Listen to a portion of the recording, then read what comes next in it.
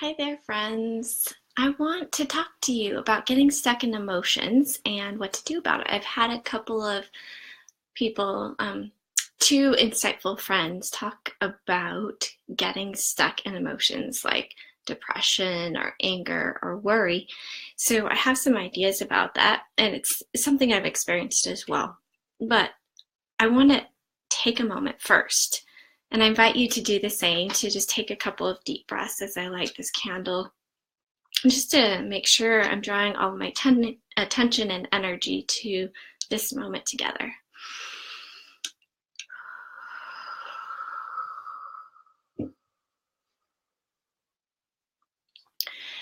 So I had a couple friends talking to me, and this happened on two separate occasions where they were describing getting stuck in a big painful emotion, the emotions that we really do not prefer to experience.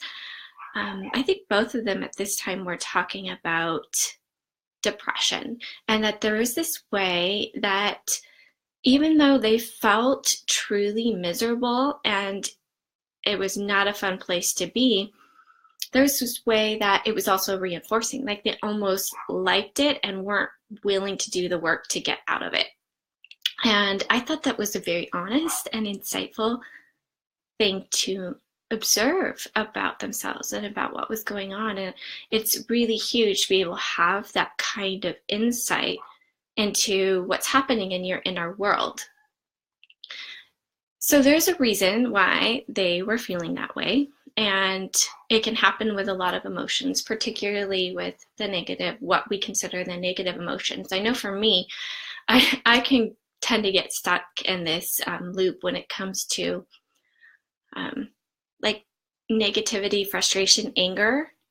It's almost, there's like this self-righteousness to it that reinforces it. But the reason why this is happening, the reason why you can feel like you're getting stuck in emotion is linked back to the way that our brain works and the way that it's been designed to be efficient and to really help us out. So I'm going to draw a little diagram. I'm not a very good artist, and what I'm going to draw is going to be so incredibly basic that a neuroscience would probably like barf or die of shock to actually see this broken down like this. But I think it might be helpful. Okay, so what's happening in our brains when we feel like we're getting stuck in an emotion is our neural pathways are firing together to wire together. That means when we have a thought and that thought reaches its completion, the brain gets a little hit, almost like a little reward. So the next time you have something that causes a thought, then your brain goes down this neural pathway that it's already been down, and it gets a hit, it gets a reward.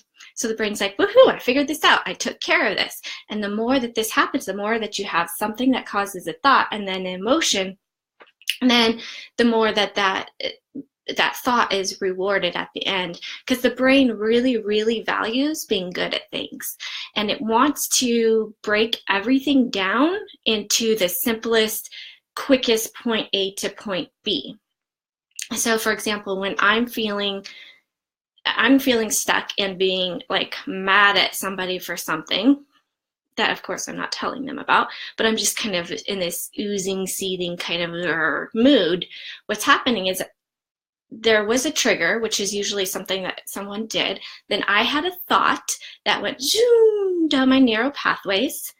And then that thought was rewarded because the brain's like, ooh, you figured it out and you're feeling angry. That's the answer here. We're going to feel angry. So I get rewarded in a sense for feeling angry. So here's a neural pathway. We have a circumstance, which is going to be C, that causes a thought. So then our thought takes off and it goes down this neural pathway.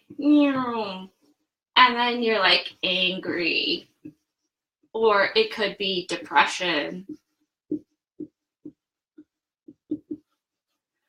And right around here, when it completes this neural pathway, it gets a little reward, yay. And so the brain is, okay, this is what we do, and we have this thought. we go to angry, or we go to depression, or we go to worry. And we get rewarded. So the thing is when you get stuck there, it's because your brain is almost rewarding you for going down this specific path. Now, what we need to do in order to break that up, to stop it, is we have to be able to catch it. We have to catch it before it goes down this pathway, right around here at the thought. If we can like put some happy thoughts or some different actions into place right in here, then we're going to break up that neural pathway and send it going down a different direction. So something that's a little less like take a breath, a breather, a calmer kind of thing. But the thing is that to get the brain to go down this path, this neural path, is a lot harder because this is a new path. That path is brand new. It's not something you've been practicing. It's not something your brain's used to. Your brain is used to, when I have this thought, I go to mad, and it travels this neural pathway a lot, over and over again. And so it gets easier and easier to do that and to get stuck in that emotion. So one of the things we can do when we get to this place, if we can catch our thought, this takes real intentional mindfulness, paying attention to your feelings and your thoughts that you're having in a moment, and making a choice, like a real conscious choice to redirect your thoughts and your feelings to a different neural pathway. Sometimes it takes mind, body, heart, and soul to do this. When you're using all 4 of those parts of you, that will help you to get to that new experience, the new emotion, quicker, maybe not easier, but definitely more sustainable that way. So when I say use your mind, heart, mind, body, heart, and spirit, soul, this is what I mean. You want to actually say to yourself or say it in your mind, no, like literally, no, I'm cutting this off. I'm making a new choice. That's using your mind. You can use your body by even stomping. Some people use a rubber band and flick themselves on the wrist. I hate that. I would much rather stomp. So you say no. You can stomp your foot or flick a rubber band or maybe flick a finger, something that's using your physical body, that's cueing you into, I want to be on a different neural pathway. So that's your mind, that's your body. Then we need to use our heart. Our heart is really feeling into the emotion that we want to have instead of the emotion that we're having. So when we're stuck in an uncomfortable feeling like anger or sadness or depression, thank you, Willow. She just said my hair looks so cute. Thank you. I just got a haircut a couple of weeks ago and I'm really loving it. So when you're feeling stuck in an emotion that you don't prefer, like anger or depression, we want to be able to feel into what I want to feel in this situation. Maybe you're not going to be able to get to joyful, right, or super happy, but maybe you just want to feel clear-headed. Maybe you want to feel calm enough to make a good decision. Maybe you want to feel peace because you know that when you're in a peaceful place, you can come to other people in a better place. So those are that's the heart. That's what we do, is we feel into what do we want to be feeling instead of this emotion in this moment. And then the fourth one is the soul. And the soul is bringing in whatever spiritual tools that you use. And I'm really integrating flowers into my life more, and prayer. So those two things are what I'm using on a soul level to help me to shift from this neural pathway of a negative emotion into a happier neural pathway. So for example, when I'm talking about using flowers, I have flowers here, like the tulip. Now, tulips stand for protection, purification, and love. So if I want to move myself out of anger, tulip's a great one because I can purify my intentions by bringing tulip into my life. I can use it as a symbol for the love that I want to be sharing or experiencing in this moment instead, and it's helped me from whatever negative energy that is coming from the situation, because we are also feeling not only our emotions but other people's emotions oftentimes when we're in these hard experiences. So that's using flowers, and then always saying a prayer, just a prayer to help you reset what's happening in your mind and in your experience. So I know that some of you have just joined, and hello, thank you for joining. I'm going to do a quick summary because I think you popped in the middle of this, and I want to be sure that I explain clearly what I'm talking about. So talking about getting stuck in emotions that we don't prefer, as we're traveling down these neural pathways, and our brain gets really, really good at going down these neural pathways. So we have a circumstance that happens, something like triggers us, or someone, can often be someone.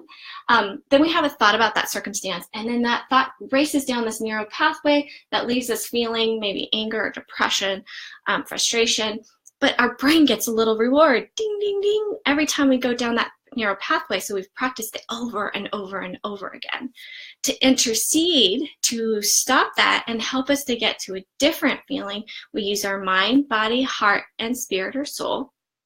I talked about the mind being actually stopping and saying, no, I do not want this experience. I do not want to stay stuck in these emotions. So you're actually like getting firm with yourself.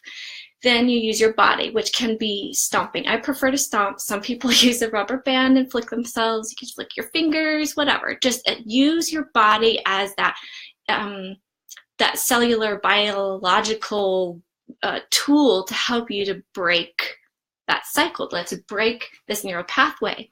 We want to tell our brain, no, you're not going to get rewarded for going down here anymore. You're going to get rewarded for going this way now.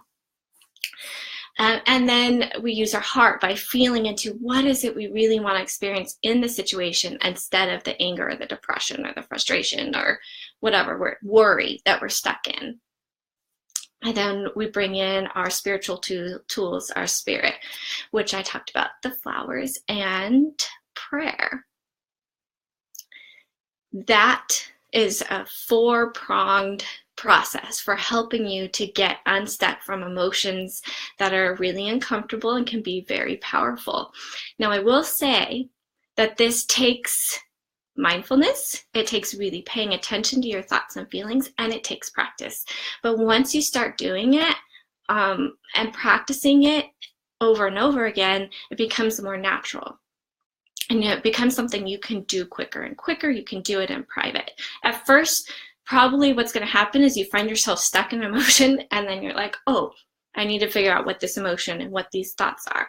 So you have to go back and figure it out. Maybe later when you're not as stuck, or maybe when you're not in front of someone, and then you pull out these tools and practice these things. So I've been able to do this, and I'm telling you, it's really, really beneficial. Just to have the visualization and to have these different ways of approaching the stuck emotion. So I hope that that gives you some ideas, and next time you're feeling stuck, and don't worry if it doesn't work immediately, it just takes some practice. And I'm always available if you have questions. If you want to ask me about how to figure out the actual thought that's happening that's causing that emotion, or if you want to figure out how those 4 tools, the mind, body, heart, and soul, can work together, please just private message me or comment here on this video, and I would be super excited to be able to support you with that. All right, well, thank you so much for joining me, my friends. Does anybody have any questions before I close out this video?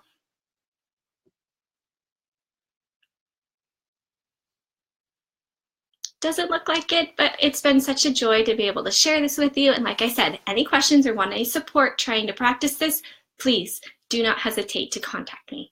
All right, see you later.